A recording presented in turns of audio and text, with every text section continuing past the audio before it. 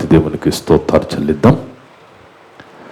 కూడి వచ్చిన సంఘస్థులకు, ఆన్లైన్ ద్వారా యూట్యూబ్ ద్వారా వింటున్న దేవుళ్ళందరూ కూడా యేసుక్రీస్తు నామమున వందన. దేవుని బిడ్డలారా, దేవుని మహాకృపను బట్టి మనమంది విధంగా సంఘముగా కూడుకొని మరొక అంశాన్ని పరిశుద్ధ గ్రంథం నుంచి నేర్చుకుని ఆలోచించే ధన్యత దయచేస్తున్న తండ్రికి యేసుక్రీస్తు ద్వారా కృతజ్ఞతాస్తుతులు చెల్లిద్దాం.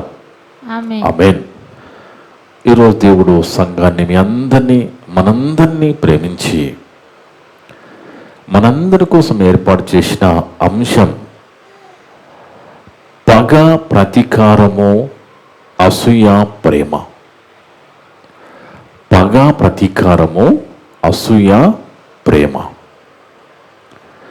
చూడు దేవుని వాళ్ళారా, కొన్నిసార్లు మన కళ్ళు కూడా మనల్ని మోసం చేస్తూ ఉంటాయి. మన కళ్ళ ముందే కొన్ని వస్తువులు ఉంటాయి, కానీ కొన్నిసార్లు మనము ఇల్లంతా వెతుకుతూ ఉంటాం. కొన్నిసార్లు సంకలం పిల్ల పెట్టుకొని ఊరంతా కూడా వెతికినట్టుగా కూడా మనం విన్నాం. అంటే ఇవన్నీ మన నిజ జీవితంలో, నిత్య జీవితంలో కొన్ని సందర్భాల్లో ఈ అనుభవాలన్నీ మన జీవితంలోకి వస్తూ ఉంటాయి. అంటే కళ్ళ ముందు ఉన్న అది మనకు కనబడదు కొన్నిసార్లు. అదేవిధంగా బైబిల్ చదువుతున్నప్పుడు, పరిశుద్ధ గ్రంథం చదువుతున్నప్పుడు కూడా మనము చాలా జాగ్రత్తగా మనిషి యొక్క మనోనేత్రముతో చదవకపోతే, గ్రహించకపోతే మనకు అర్థం కాదు. ఏదో బైబిల్ చదువుకున్నామని తృప్తి పెడతాం తప్ప బైబిల్లో ఉన్న దేవుని మాటలు దేని గురించి రాయించాలని గ్రహించలేకపోతాం.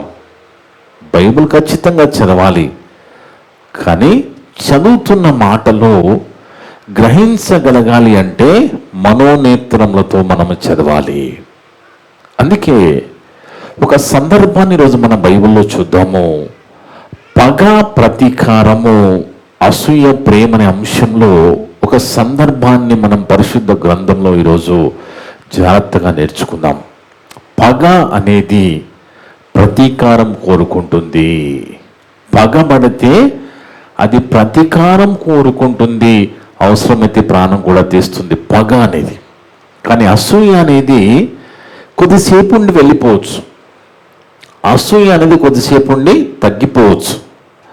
అసూయ వల్ల ప్రాణం పోయే పరిస్థితి రాదు, కానీ అసూయ పగగా మారితే అది ఖచ్చితంగా ప్రమాదమే. అందుకే మనకు బాగా తెలుసు, యోసేపు గారి జీవితాన్ని ఒకసారి మనం ఆలోచిద్దాం. బైబిల్లో ఆదికాండం 37వ అధ్యాయము 2వ వచనం ముందుగా చదువుదాం. ఆదికాండం 37వ అధ్యాయము 2వ వచనం. యాకోబు వంశావళి ఇది. 2వ వచనం. యోసేపు 11 వాడై. యోసేపు 17 వాడై తన సహోదరులతో కూడా మందను మేపుచుండెను. అతడు చిన్నవాడై తన తండ్రి భార్య అయిన బిల్హా కుమారుల యొద్దను జిల్పా కుమారుల యొద్దను ఉండెను. అప్పుడు యోసేపు వారి చెడుతనమును గూర్చి తండ్రికి చెప్తూ ఉన్నాడు. వాళ్ళతో ఉంటున్నప్పుడు వాళ్ళు ఏం చేస్తున్నారో, ఎలాంటి తప్పులు చేస్తున్నారో అని వాళ్ళ చెడుతనం అంతా కూడా యోసేపు ఏం చేస్తున్నాడు? తండ్రికి చెబుతూ ఉన్నాడు. ఎప్పుడైతే అలా చెప్తున్నాడో 4వ వచనంలో చూడండి. 4వ వచనంలో అతని సహోదరులు తమ తండ్రి అతను తమ అందరికంటే ఎక్కువగా ప్రేమించుచున్నాడని చూచినప్పుడు వారు అతని మీద పగపట్టారు. ఎందుకంటే ఒకవైపు ఏమో వాళ్ళు చేస్తున్న ఆ చెడుతనం అంతా తీసుకొచ్చి తండ్రికి చెప్తా ఉన్నాడు. ఇక తండ్రి ఏమో యోసేపుని ఎక్కువగా ప్రేమిస్తా ఉన్నాడని తన సహోదరులు అతని మీద ఏం చేశారట? పగపట్టారు, పగ పెట్టుకున్నారు. ఇక్కడ మనం ఆలోచించవలసింది ఏంటంటే ఈ పగబెట్టుకున్నది ఎవరు, యోసేపు మీద పగబెట్టుకున్నది ఎవరు అని మనం ఆలోచిస్తే దేవుని వల్లరా, యాకోబు భార్య అయిన రాహేలు దాసికి పుట్టిన బిల్హా కుమారులు లేయా దాసి అయిన జిల్పా కుమారుల్ని పగబెట్టుకున్నారు. పగబట్టింది ఏమనంటే దాసి కుమారులు పగబడుతూ ఉన్నారు యోసేపు మీద. చూద్దాం 8వ వచనం. అందుకతని సహోదరులు నీవు నిశ్చయముగా మమ్మల్ని ఏలేదవా. ఇప్పుడు ఆయన కళ వచ్చింది, ఆ కళని చెప్తా ఉన్నప్పుడు ఆ సహోదరులు ఏమంటున్నారు, నీవు నిశ్చయముగా మమ్మల్ని ఏలేదవా, మా మీద నీవు అధికారి అవుదువా, మా మీద నీవు అధికారి అవుదువా అని అతనితో చెప్పి అతని కళలను బట్టి అతని కళలను బట్టి అతని మాటలను బట్టి అతని మీద మరింత పగబట్టారు. చూడండి, ఈ మాట చెబుతున్నప్పుడు పగబడుతున్నది ఎవరు అని మనం ఆలోచిస్తే పగబడుతున్నది దాసి కుమారులు పగబడుతూ ఉన్నారు.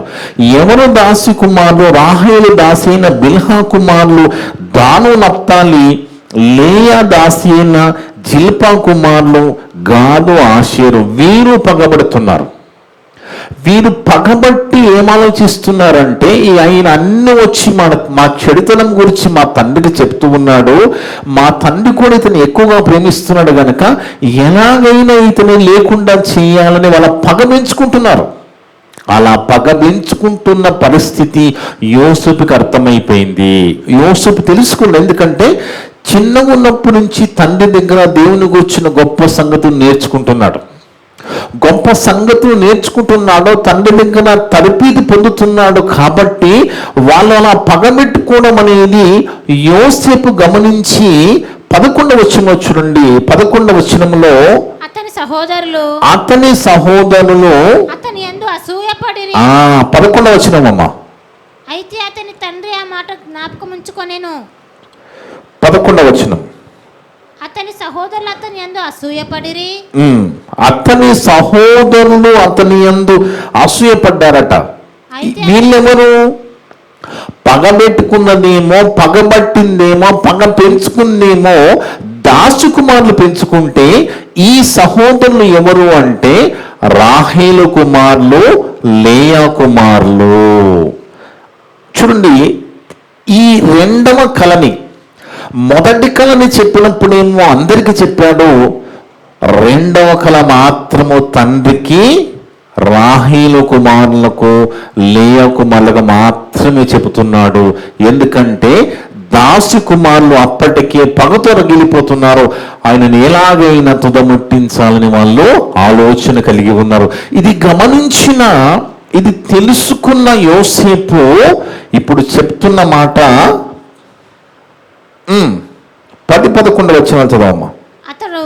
9వ వచనం చదవమ్మా.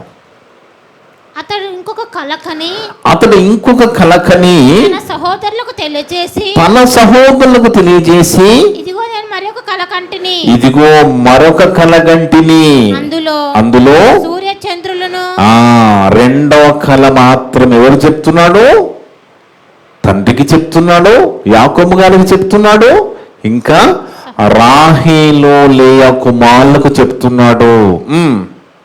సూర్య చంద్రులను 11 నక్షత్రములను నాకు సాష్టాంగపడనని చెప్పెను. అతడు తన తండ్రితోను తన సహోదరులతోను అది తెలియజేసినప్పుడు, ఇక్కడ ఈ సహోదరులు ఎవరంటే దాసు కుమారులు కాదు. దాసు కుమారులు పగతో నిండిపోయారు, కానీ వీళ్ళు రాహేలు, లేయా కుమారులు.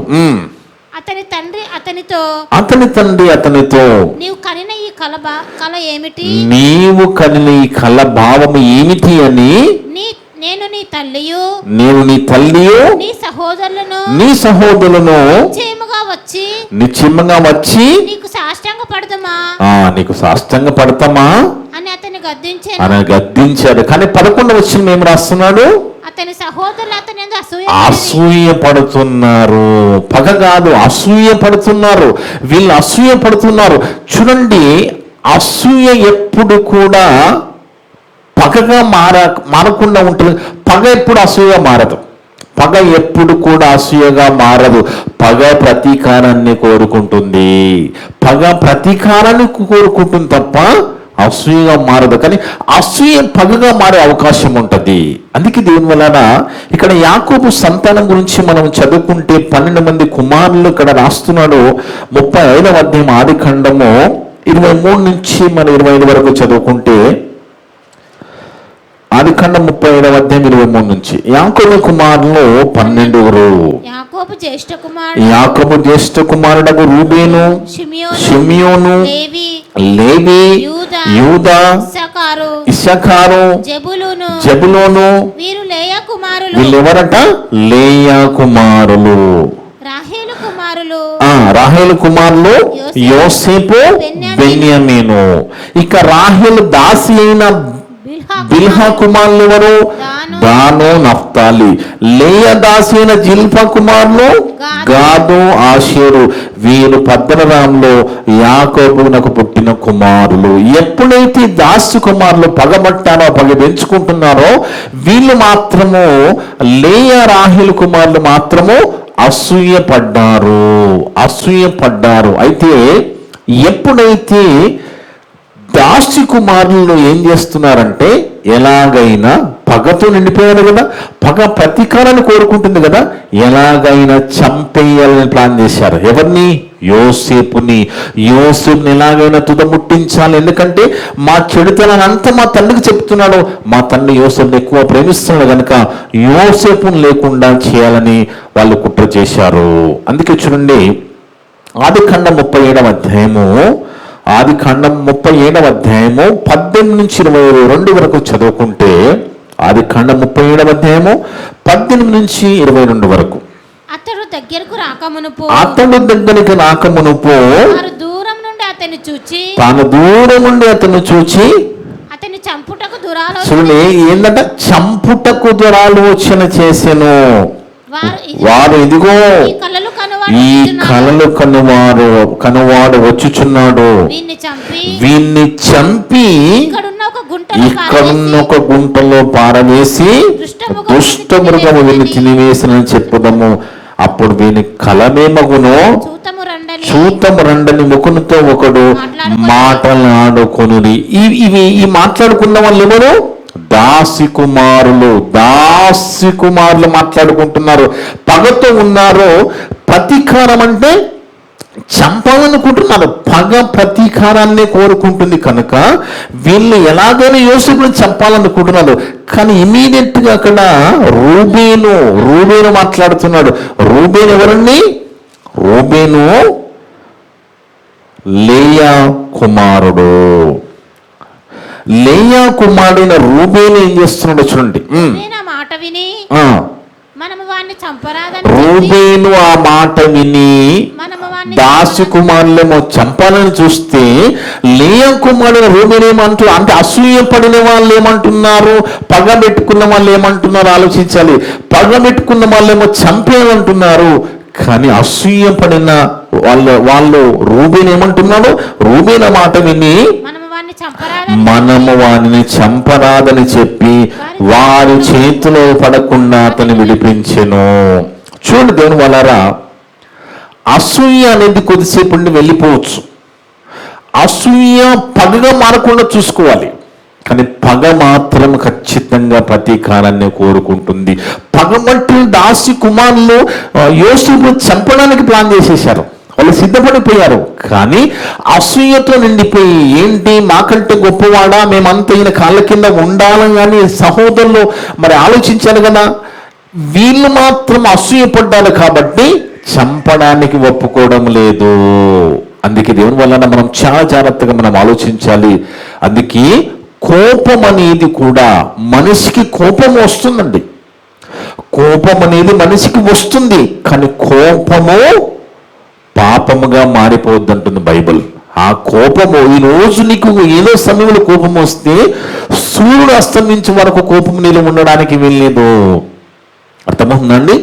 సూర్యుడు అస్తమించే లోపు నీ కోపం నుంచి వెళ్ళిపోవాలి. నువ్వు ప్రశాంతంగా నువ్వు ఎవరి మీద కోపపడ్డామో, ఎవరితో గొడవ పడ్డామో వాళ్ళతో సమాధాన పడి ప్రశాంతంగా నువ్వు నిద్రలోకి వెళ్ళిపోవాలి తప్ప అది అలాగే మనసులో పెట్టుకుని నువ్వు పడుకున్నావు అనుకో, అది పిల్లలు పెడుతుంది, అది అసూయ పగగా మారిపోతుంది, ప్రతీకారానికి సిద్ధపడిపోతుంది. కోపం అనేది ఎంత ప్రమాదకరమో. అందుకే ఎఫెసీ పత్రిక 4:26 రాస్తున్నాడు చూడండి.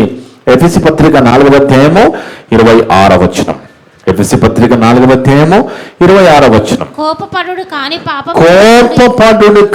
పాపము చెయ్యకుడి. చూడండి, కోపపడుడు కాని పాపము చెయ్యకుడి. సూర్యుడు అస్తమించు వరకు నీ కోపము నిలిచి ఉండకూడదు. సూర్యుడు అస్తమించే లోపు నీ కోపము నిలిచి ఉండకూడదు. అందుకే కోపపడుడి కానీ కోపాన్ని బట్టి పాపం జరగకుండా చూడమని మనకు వాక్యం నేర్పిస్తుంది. ఇక్కడ వీళ్ళు పగబట్టారు, చంపాలనుకుంటున్నారు. అసూయపడిన లేయా రాహేలు కుమారులేమో వీళ్ళు ఆయనని కాపాడాలనుకుంటున్నారు. అందుకే చూడండి 26 నుంచి 28 వరకు చూస్తే, 26 నుంచి 28 వరకు అప్పుడు యూదా మనము మన సహోదరుని చంపి ఈయనేమని యూదా మన సహోదరుని చంపి వాని మరణమును దాచిపెట్టినందున ఏమి ప్రయోజనము. చూడండి, ఈ యొక్క లేయా కుమారుడైన యూదా ఏమంటున్నాడు?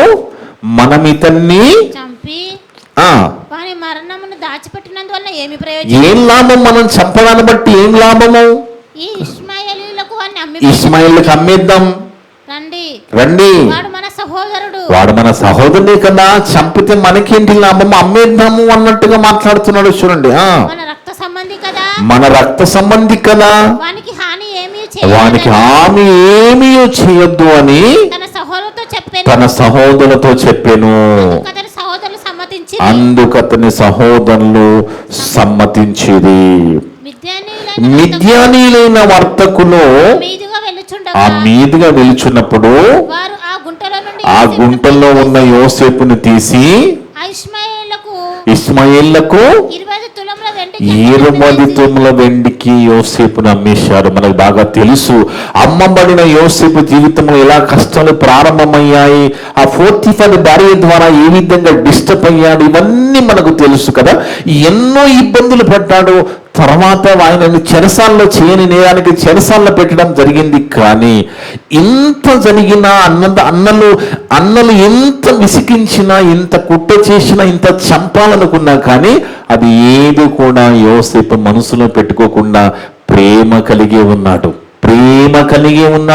ప్రేమనే చూపిస్తున్నాడు తప్ప నా అన్న ఇలా చేశాడు కదా, చంపాలనుకున్నారు, అమ్మేశారని ఆయన మనసులో పెట్టుకోలేదండి. అలాంటి ఏమీ మనసులో పెట్టుకోకుండా అంత చేసిన ఆఖరికి చంపాలనుకున్న ఆ దాసు కుమారులు చంపాలనుకున్నా కానీ మరి అన్నలో మరి అసూయపడి అమ్మివేసినా కానీ అది ఏమీ మనసులో పెట్టుకోకుండా వాళ్ళని ప్రేమిస్తున్నాడు, ప్రేమ కలిగి ఉన్నాడు. అలాంటి తర్వాత ఆయన ఏ విధంగా మారిపోయాడు? ఒక గొప్ప స్థితిలోకి వెళ్ళిపోయాడు. రాజు తర్వాత రాజంత స్థితిలోకి వెళ్ళిపోయిన తర్వాత కూడా కరువొచ్చి వీళ్ళు వాళ్ళు అక్కడికి వెళ్ళినా కానీ ఆ పాత పగని ఏమీ పెట్టుకోలేదు, ఆ పాత గొడవలు ఏమీ పెట్టుకోకుండా ప్రేమ కలిగి ఉన్నాడు. చూడండి, ఆదికాండం 45 15 వచనం. ఆదికాండం 45 15 వచనంలో అతడు తన సహోదరులందరినీ ముద్దు పెట్టుకుని, చూడండి, అంత చేసిన, చంపాలనుకున్నా, గుంటలో పడేసిన, అమ్మివేసినా కానీ ప్రేమతో, ఎందుకంటే ప్రేమ నేర్చుకున్నాడు తండ్రి దగ్గర. చిన్న ఉన్నప్పటి నుంచి ప్రేమ నేర్చుకున్నాడు తండ్రి దగ్గర.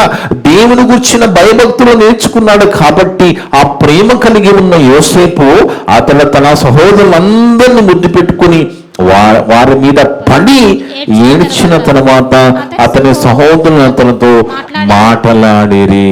ప్రేమ కలిగి ఉన్నాడు తప్ప అసూయ, పగ, ద్వేషము ఏది పెట్టుకోకుండా ప్రేమను మాత్రమే కొనసాగిస్తున్నాడు అనేది మనకి ఈరోజు ఈ వాక్యాల ద్వారా మనకు అర్థమవుతుంది.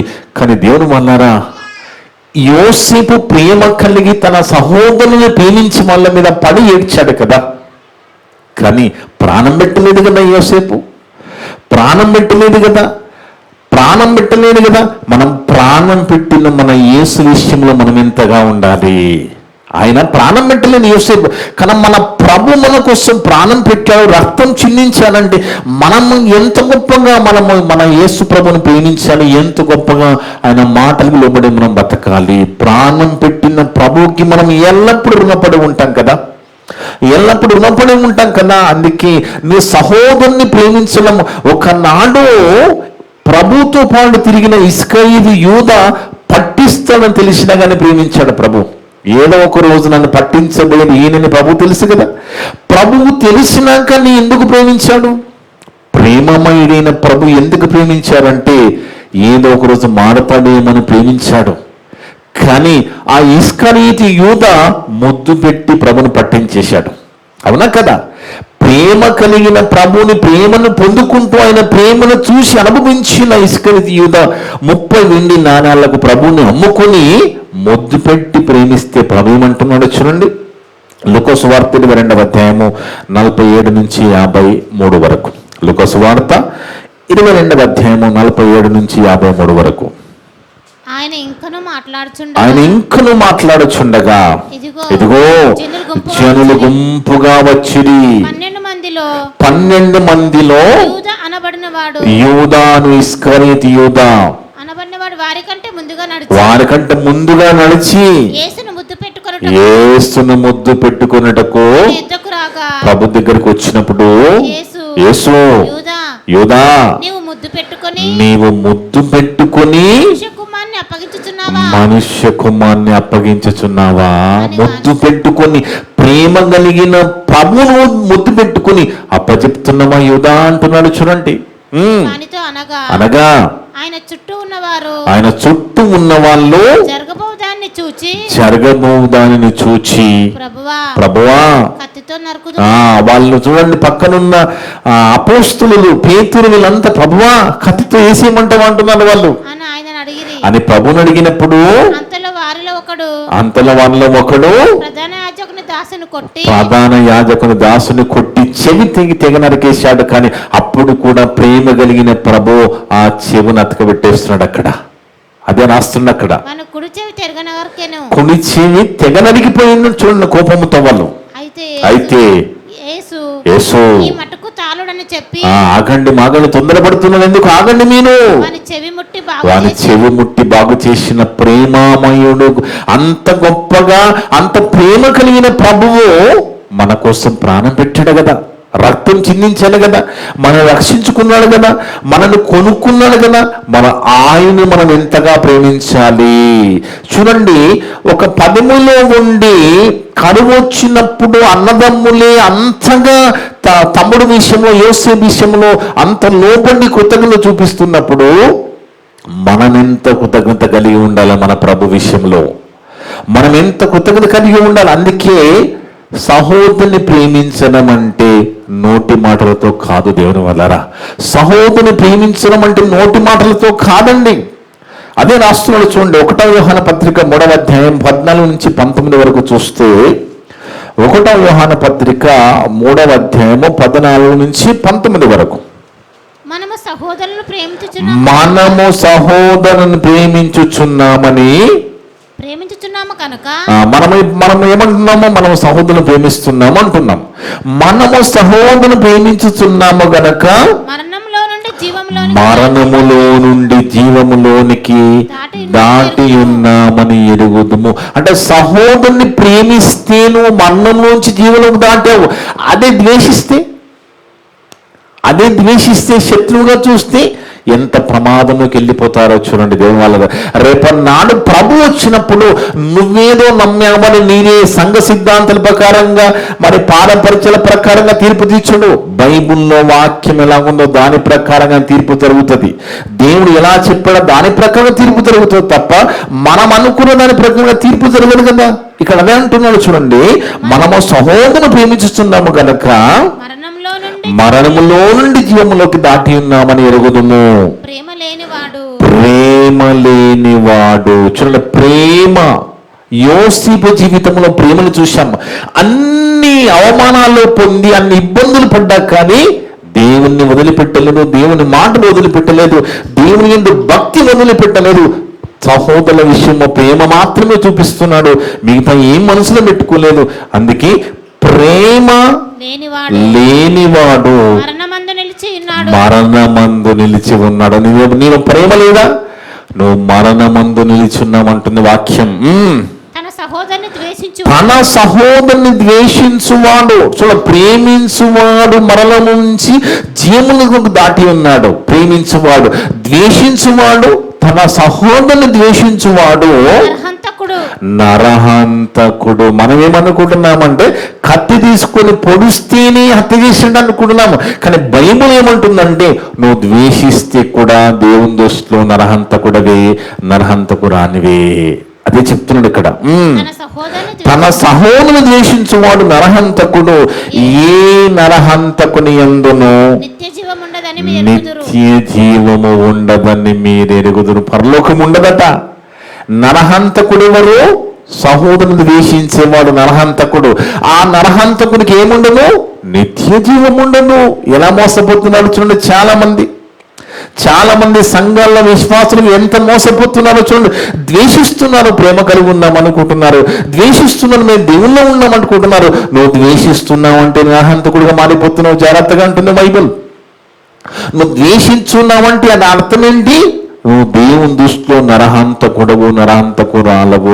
నరహంతకులకు నిత్య రాజ్యము, నిత్య జీవితం, పరలోక రాజ్యంలో స్థానం లేదు. ఏ నరహంతకుని యందును నిత్య జీవం ఉండదని మీరు ఎరుగుదురు. ఆయన యేసు ప్రభు ఎవరి నిమిత్తం ప్రాణం పెట్టాడండి? మన నిమిత్తం, మన కోసం ప్రాణం పెట్టాడు కదా. మన కోసమే ప్రాణం పెట్టాడు కదా. ఆయన మన నిమిత్తం ప్రాణం పెట్టాడు కనుక దీని వలన ప్రేమ ఎట్టిదో తెలుసుకుంటున్నాం. ప్రేమ ఎలాగుంది? క్రియల్లో ఉన్నది. మనల్ని ప్రేమించిన ప్రభువు ఎన్నో నిందలు, అవమానాలు భరించి మన కోసం ప్రాణం పెట్టాడు. అవునా కదా? అది ప్రేమ. ఆయన మన కోసం ప్రాణం పెట్టిన గనక దీని వలన ప్రేమ ఎట్టిదో మనం తెలుసుకొనిచున్నాము.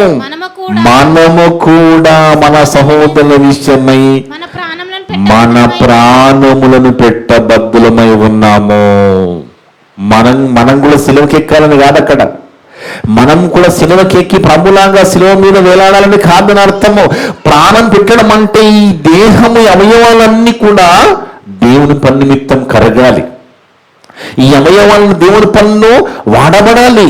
ప్రాణము అర్థమవుతుందా అండి? మన ప్రాణము పెట్టడం అంటే నశించిపోతున్న ఆత్మ విషయంలో దేవుని పని నిమిత్తము మన అవయవాలని దేవుని పనిలో కరగాలి, అరగాలి. మనము కూడా మన సహోదరుల నిమిత్తం ప్రాణం పెట్ట బద్దులమై ఉన్నాము. ఈ లోకపు జీవనోపాధి కలిగిన వాడవే ఉండి తన సహోదరునికి లేమి కలుగుట చూచి ఈ లోక జీవనోపాధిగా బాగున్నావు, నీ సహోదరునికి లేమి కలిగింది, దాన్ని చూచి నువ్వు కళ్ళతో చూచి ఎంత మాత్రమును కనికరము చూపని వాడవై ఉంటే దేవుని ప్రేమ ఎక్కడుందాడా? రోజు దేవుని పేరిట కోట్లు సంపాదించుకున్న వాళ్ళ సంఘాలలో కటిక పేద వాళ్ళు, తిండి కష్టపడే వాళ్ళు కూడా ఉన్నారు. సేవకులకి వీళ్ళంతా కనబడడం లేదు. ఈ లోకపు జీవనోపాధి కలిగి ఉండి నీ సహోదరులు ఏమిలో బ్రతుకుతుంటే నువ్వు అతన్ని పట్టించుకోకుండా అతని మీద కనికరం చూపితే నీలో దేవుని ప్రేమ ఎలా ఉంటుంది అంటున్నాడు దేవుడు. అది దేవుని ప్రేమ ఎక్కడున్నా చెప్పండి. అందుకే ఏమంటున్నాడు? చిన్న పిల్లలారా, మాటతోనూ నాలుకతోనూ కాక క్రియతోనూ సత్యముతోనూ ప్రేమించదము. ప్రేమ క్రియలతో కూడుకున్న ప్రేమ. ఒట్టి మాట, నోటి మాటలు కాదు. ప్రేమంటే క్రియతోనూ, వాక్యముతోనూ, సత్యముతోనూ. చిన్నపిల్లలారా, మాటతోనూ నాలుకతోనూ కాక క్రియతోనూ సత్యముతోనూ ప్రేమింతము. మన సహోదరు ప్రేమించవలసినది. ఇలాంటి ప్రేమ దేవుడు కోరుకుంటున్నాడు. ఇలాంటి ప్రేమ కలిగిన వాడికే పరలోకం ఇస్తాడు రేపన్నాడు దేవుడు. ఇలాంటి ప్రేమ కలిగిన వాళ్ళకి నిత్య జీవం ఉంటుంది. అందుకే దేవుని వలన మనం చాలా జాగ్రత్తగా ఆలోచించాలి. ఈ కోపం అనేది, పగ, ఈ ప్రతీకారము, ఈ అసూయ అనేది ఇది చాలా చాలా ప్రమాదకరము. కోపం వస్తుంది. కొన్నిసార్లు ఎదుటి వాళ్ళని తప్పుదిద్దడానికి కూడా కోప్పడతాం, మన పిల్లల్ని కూడా సరిదిద్దడానికి కోప్పడతాం, మన కుటుంబస్తుల మీద కోపపడతాం. కానీ ఆ కోపము పాపంగా మారిపోకుండా చూసుకోవాల్సినది మనమే. ఎందుకంటే బుద్ధిహీనుని హృదయముల అంతరింద్రియములో కోపము సుఖ నివాసం చేస్తుందంట. బుద్ధిహీనులు ఉంటారు కదండి, కొంతమంది కోప్పడతారు, ఎవరు చెప్పినా వినరు, ఇక ఎవరు చెప్పినా వినరు. బుద్ధిహీనుల అంతరింద్రియములలో కోపము సుఖ నివాసం చేస్తుందని బైబిల్ చెప్తున్నది. ప్రసంగి గ్రంథము 7వ అధ్యాయం 9వ వచనం. ప్రసంగి గ్రంథము 7వ అధ్యాయము 9వ వచనం. ప్రసంగి గ్రంథం 7వ అధ్యాయం 9వ వచనం.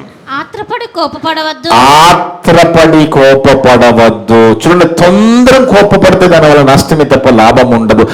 ఆత్రపడి కోపపడవద్దు. బుద్ధిహీనుల అంతరింద్రియములు అంటే, అంతరింద్రియములు అంటే ఈ దేహంలో ఉన్న అవయవాలు, అంతరింద్రియములు. ఈ దేహంలో ఉన్న అవయవాలన్నిటిలో కోపము సుఖ నివాసము చేయును. చూడండి, సుఖంగా ఉంటుంది ఆ కోపము. నీ అవయవాలన్నీ కూడా ఆరోగ్య పాలైపోతాయి. అవునా కదా? నువ్వు పగతో కోపముతో పండుకున్నావనుకో, నిద్ర పట్టదు. నువ్వు పడుకోగానే మొత్తం వీడియో కనబడతా ఉంటుంది. ఆ కోపమంతా, ఆ అన్న మాటలు ఇదంతా వీడియోలో కనబడి, ఎందుకంటే అప్పుడు ఎవరు ఉండరు, ఒక్కరిని పడుకుంటాం, ఇమ్మీడియట్గా ఇట్లా కనబడతా ఉంటుంది. అప్పుడు ఏం జరుగుతుంది? సుఖ నివాసం చేస్తుంది. రోగాల పాలైపోతాము, మన మనశ్శాంతిని కోల్పోతాము, దేవుని దృష్టిలో దోషులుగా మారిపోతాము. అందుకేమంటున్నాడు? బుద్ధిహీనుల అంతరింద్రియముల యందు కోపము సుఖ నివాసము చేయును. కోపం అనేది తీసివేసేసుకోవాలి. పడుకునే లోపు కోపం అనేది మనలో ఉండకుండా ప్రశాంతంగా దేవునితో మాట్లాడి, ప్రార్థన చేసుకుని, వాక్యం చదువుకుని, ఎవరితో నువ్వు కోప్పడ్డా వాళ్ళతో సఖ్యత పడి మనం పడుకుంటే, ఒకవేళ ఆ నైటే దేవుడు మనల్ని తీసుకుపోయినా కానీ మనకి పరలోకం ఇస్తాడు. కానీ ఆ కోపము తెల్లారి వరకు ఉందనుకో, మన ప్రమాదంలోకి తీసుకెళ్తుంది. జాగ్రత్త. అందుకే కోపం అనేది ఉండకూడదు.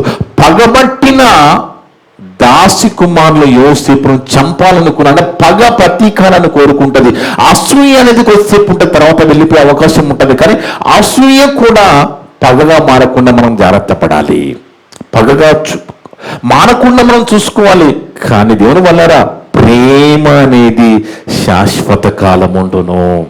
ప్రేమ శాశ్వత కాలము, ప్రేమ యుగ యుగాలు శాశ్వత కాలం ఉండే ప్రేమ. అందుకే చూడండి, కొన్ని మాటలు చూస్తే కీర్తన గ్రంథం 37వ అధ్యాయం 8వ వచనం. కీర్తన గ్రంథము 37వ అధ్యాయము 8వ వచనం చదువుకుంటే దేవుని వల్లరా, కీర్తన గ్రంథం 37వ అధ్యాయం 8వ వచనం. కోపము మానము. చూడండి, కోపము ఉంచుకోమంటున్నాడా, మానమంటున్నాడా?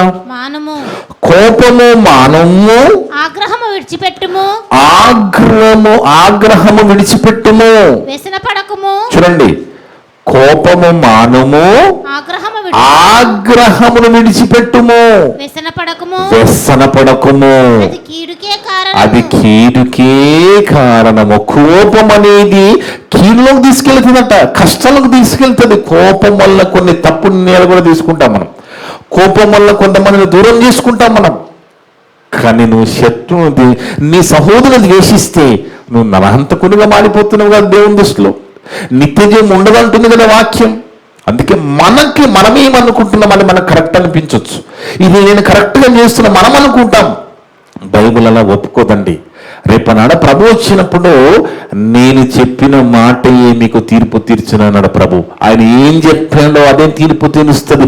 ద్వేషించొద్దన్నాడు. నువ్వు ద్వేషించకుండా నేను ప్రేమిస్తున్నాను సహోదరుతో బాగానే ఉన్నానంటే ఆ ద్వేషము నేను అహంతకునిగా దేవుని దగ్గర చూపిస్తుంది. అందుకే దేవుడు ఏం చెప్పాడో బైబిల్లో అనేది మనకు చాలా ప్రాముఖ్యం. బైబిల్ చదువుతున్నప్పుడు గ్రహించుకుంటూ చదవాలంటే మనసుకున్న నేతలతో బైబిల్ చదివినప్పుడే దేవుని మాటలు మనకి అర్థమవుతాయి. అందుకే చూడండి, ఎఫెసీ పత్రిక 4:26 ఒకవేళ ఆ కోపము సూర్యాస్తమయం అలాగే ఉంటే తెల్లారి వరకు ఎవడొచ్చేస్తారో చూడండి. తెల్లారి వరకు కోపం అలాగే ఉందనుకోండి, తెల్లారి వరకు ఏం జరుగుతుందో చూడండి. ఎఫెసీ పత్రిక 4:26 కంప్లీట్ గా చదవమ్మా. కోపపడుడి కానీ పాపము చేయకుండా అక్కడికి ఆదేశిందమ్మ. సూర్యుడు అస్తమించు వరకు నీ కోపం నిలిచి ఉండకూడదు. అపవాదికి చోటియ్యకుడి. అపవాదికి చోటిచ్చేస్తాం మనం. ఆ కోపము తెల్లారి వరకు అలాగే ఉందనుకో, అపవాది ఎంటర్ అయిపోతాడు. ఆ కోపముతో ఇక ఎక్కడెక్కడికో తీసుకెళ్ళిపోతాడు. ఏమేమి ఆలోచనలు తీసుకొచ్చేస్తాడు. చివరికి మనని రోగాల పాలు చేస్తాడు, దేవునికి దూరం చేస్తాడు, సహోదరునికి దూరం చేసేస్తాడు.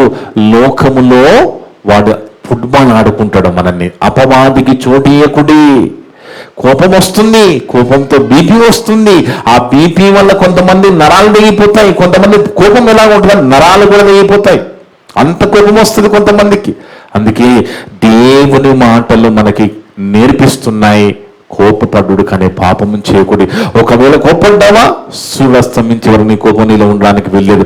అలా సూర్యాస్తమించే వరకు కోపం అలాగే ఉంటే అపవాది ఎంటర్ అయిపోతుంది. అపవాదికి చోటు ఇయ్యకుడి అంటున్నా దేవుని మాటలు చూడండి దేవుని వలరా. అందుకే 31, 32 వచనాలు చివరిగా చదువుకున్న అదే 4వ అధ్యాయము 31, 32 వచనాలు. సమస్తమైన ద్వేషము, కోపము, క్రోధము, అల్లరి, దూషణ, సకలమైన దుష్టత్వమును మీరు విసర్జించాలి. అంటే దాని అర్థం ఏంటి? మనలో ఏమేమి ఉండకూడదండి? మన హృదయాల్లో, మన అంతరింద్రియంలో, మన మనసులో ఏముండకూడదు? ద్వేషం ఉండొద్దు, కోపం ఉండొద్దు, క్రోధం ఉండొద్దు, అల్లరి ఉండొద్దు, దూషణ అనేది ఉండకూడదు, దుష్టత్వము. ఇవన్నీ కూడా విసర్జించుడి. 32వ వచనంలో ఒకని ఎడల ఒకడు దయ కలిగి. దేవుడు కోరుకుంటుంది దయ. దేవుని కోరుకుంటుంది మనలో ఉండవలసింది ప్రేమ. ఎందుకంటే దయగల దేవుడు ఆయన, ప్రేమ కలిగిన దేవుడు ఆయన. ఆయన దయా ప్రేమ కలిగిన దేవుడు కనుక ఆ దయా ప్రేమ ప్రభులో చూపించాడు. ఆ దయా ప్రేమ తండ్రిలో ఉన్నది, ఆ దయా ప్రేమ పరిశుద్ధాత్మలో ఉన్నది. అదే మనలో ఉండాలనుకుంటున్నాడు. మనము దేవుని పిల్లనము గనుక మనలో ఏముండాలంట? ఒకని ఎడల ఒకడు దయ కలిగి కరుణాహృదయులై క్రీస్తునందు దేవుడు మిమ్మును క్షమించిన ప్రకారము మీరును ఒకరినొకరు క్షమించుడే. యేసు క్రీస్తునందు మనల్ని ఎన్నోసార్లు తండ్రి క్షమిస్తూ ఉన్నాడు కదా, అలాగే మనము కూడా ఒకరినొకరు క్షమించుకోవాలని వాక్యం నేర్పిస్తుంది. క్షమించే గుణము క్రైస్తవ జీవితంలో మనందరిలో ఉండాలి. ప్రేమ, దయ, కరుణ హృదయం కలిగిన మనము మన ఎడల ఎవరైనా తప్పు చేస్తే మనం క్షమించే హృదయం కలిగి ఉండాలి. ఎందుకు? క్రీస్తునందు మన తండ్రి మనల్ని ఎన్నోసార్లు క్షమిస్తూ ఉన్నాడు కనుక మనల్ని కూడా క్షమించమంటున్నాడు. దేవుడు ఏం చేశాడని మనల్ని చేయమంటున్నాడు. అలా దేవుని మాటలు లోబడి బతికినప్పుడే మనకి పరలోకం దొరుకుతుంది. అందుకే పగ ప్రతీకారాన్ని కోరుకుంటుంది, కానీ అసూయ పగగా మారకుండా చూసుకోవాలి. కానీ ప్రేమ శాశ్వత కాలం ఉంటుంది. 1 కొరింథీ పత్రికలో చూడండి 13వ అధ్యాయము 13వ వచనం. కాగా విశ్వాసము, నిరీక్షణ, ప్రేమ చూడండి, ఈ 3 నిలబడతాయట. అందరి జీవితంలో ఏం నిలబడతాయి?